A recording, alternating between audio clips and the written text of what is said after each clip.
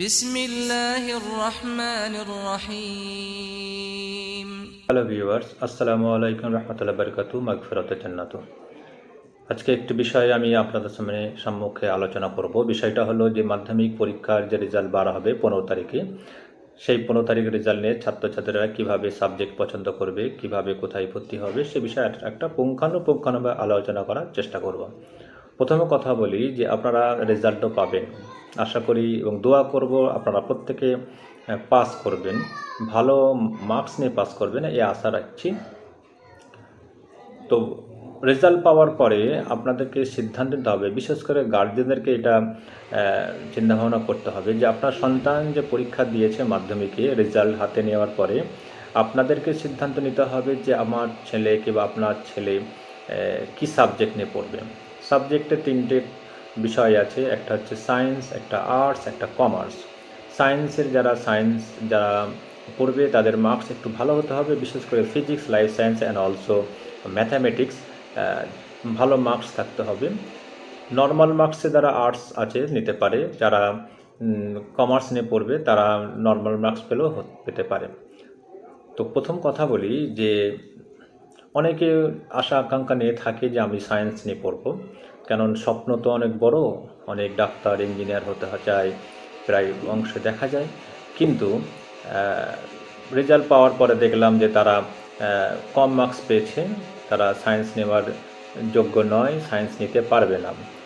কিন্তু তাদের আশা আকাঙ্ক্ষা আছে সায়েন্স নেওয়ার জন্য। তা আমি সেসব ছাত্রছাত্রীকে বলবো যে আপনারা সায়েন্সটা নেওয়ার জন্য একটু চিন্তাভাবনা করে নেবেন, কারণ সায়েন্স খুব কঠিন সাবজেক্ট, সেখানে ম্যাথ টেক্সট ওপর ডিপেন্ড করে, ফিজিক্স লাইফ সায়েন্সের উপর ডিপেন্ড করে।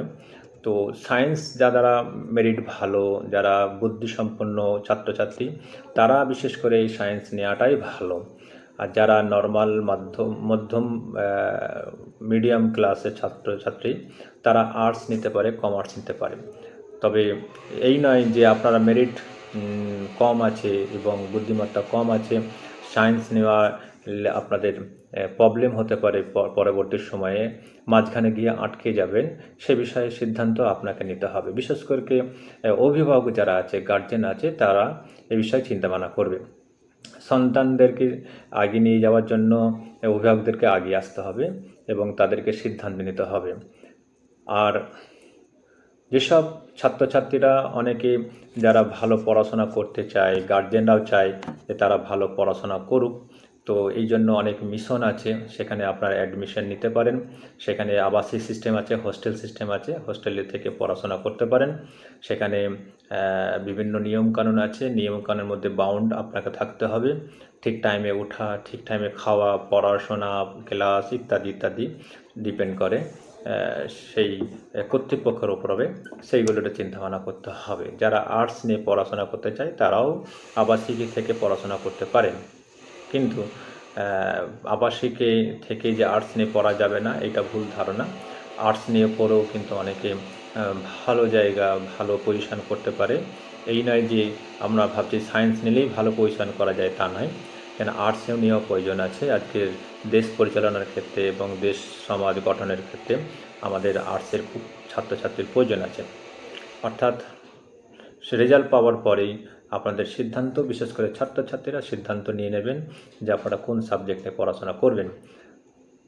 সাবজেক্ট তো চুজ করলেন, স্কুলও চুজ করলেন, আপনারা পছন্দ করলেন, তো সেই হিসাবে পড়াশোনা আগে নিয়ে যেতে হবে। এই বলে কথা।